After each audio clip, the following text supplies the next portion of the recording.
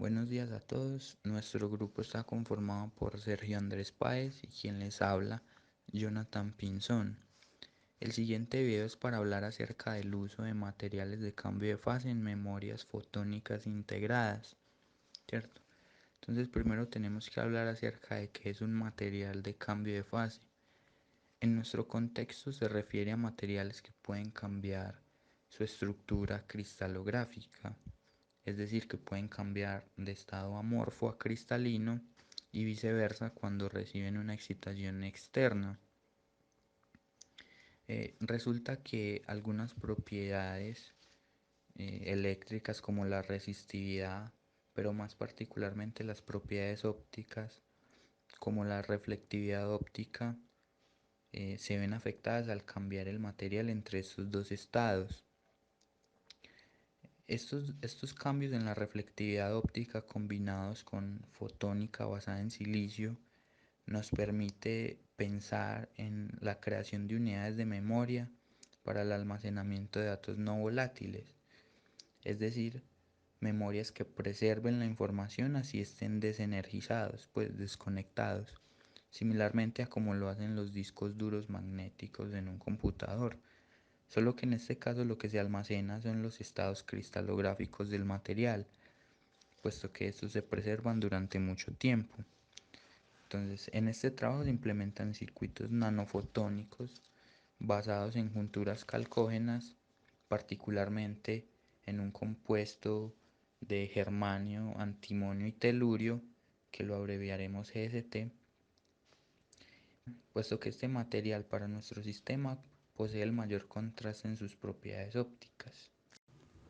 Ahora bien, la guía de onda, o también llamado circuito óptico integrado, no es más que un semiconductor que permite conducir la luz, controlándola como si se tratara de electricidad. De ahí que se mencione que sea un circuito óptico integrado. Para la guía de onda se seleccionó como semiconductor al nitruro de silicio y la técnica que se utilizó para formar los circuitos a nanoescala fue mediante la litografía de haces de electrones, ya que esta técnica permitía tener un control preciso de las dimensiones y tamaños con precisión necesaria para este estudio. La litografía de haz de electrones es una técnica que permite formar estructuras a nanoescalas mediante el grabado con haces de electrones que se basa básicamente en cuatro simples pasos. El primero es que se forma sobre el material que se quiera grabar una película de un material sensible a electrones. Lo segundo es que mediante el haz de electrones se remueve el material sensible de modo que forme el diseño deseado, con los tamaños y figuras pues necesarias, que en este caso es la guía de onda.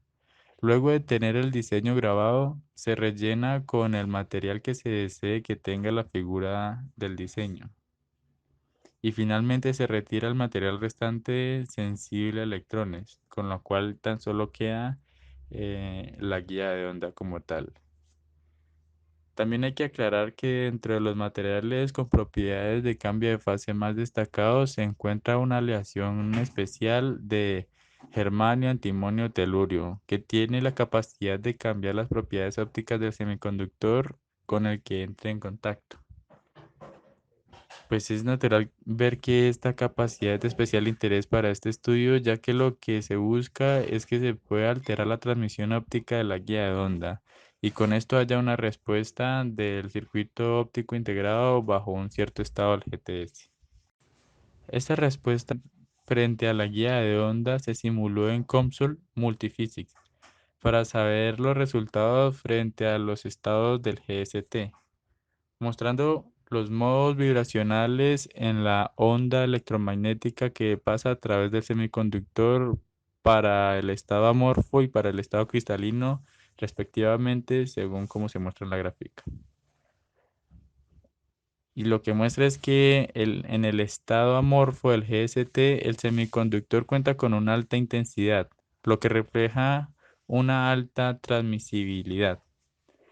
En cambio, cuando el GST se encuentra en estado cristalino, transfiere propiedades ópticas a la guía de onda, haciendo que baje considerablemente la intensidad de onda, lo que se refleja en baja transmisibilidad. El principio de operación de una memoria óptica es básicamente el siguiente. La luz incidente entra a la guía de onda y dependiendo del estado del GST, es decir, si está en su estado amorfo o cristalino, entonces se tendrán diferentes coeficientes de transmisión óptica. El más bajo se da cuando el GST está en su estado cristalino y el más alto se da cuando el GST está en su estado amorfo, como mencionó Sergio en la gráfica simulada en COMSOL.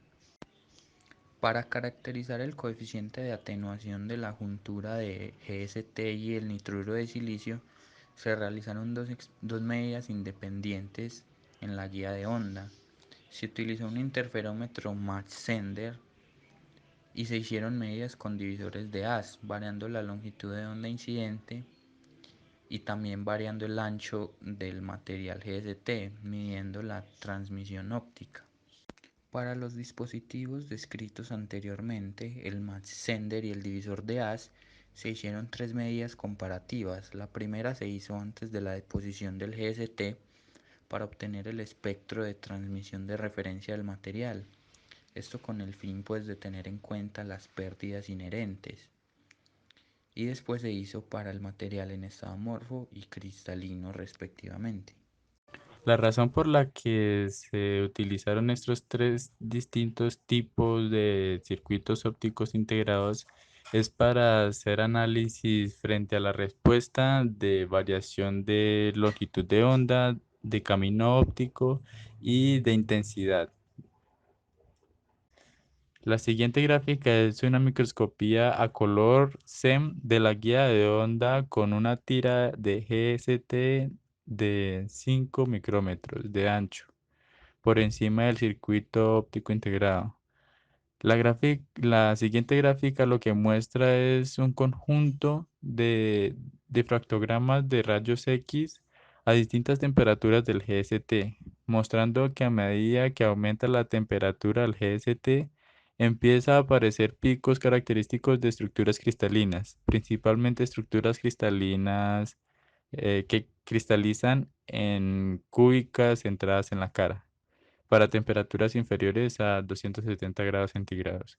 Pero con temperaturas superiores empieza a haber otro comportamiento distinto, pues este cristaliza en otra estructura que es hexagonal. En la figura 4A se pueden observar por microscopía óptica un arreglo de 25 elementos de memoria diferentes. En tanto en la figura B se muestra el espectro de transmisión típica del circuito óptico. Hay que aclarar que estos picos se dan debido a que el circuito entra en resonancia para ciertas longitudes de onda, y la figura 4C es simplemente una magnificación de uno de estos picos. Los distintos arreglos es básicamente hacer variar el tamaño del ancho del GST con el fin de mirar la respuesta de la guía de onda para distintos anchos. Y lo que se obtiene es que a medida que se aumenta el ancho del GST, básicamente hay mucha menor transmisibilidad de la onda electromagnética. Ahora, también hay un comportamiento que se logra ver y es que también a medida que se aumenta el tamaño, también existe un corrimiento al rojo. Es decir, las gráficas se empiezan a trasladar una cierta cantidad dependiendo del tamaño hacia la derecha. Entonces, en conclusión, podemos decir que se presentó una plataforma que combina circuitos nanofotónicos con materiales de cambio de fase a través de junturas calcógenas. Se midieron las propiedades de transmisión óptica y se comprobó que éstas se pueden alterar fuertemente si se introducen cambios de fase en el PCM. Además, se mostró experimentalmente que este cambio en las propiedades ópticas se detecta de manera precisa cuando el GST cambia entre sus estados correspondientes de amorfo y cristalino y viceversa.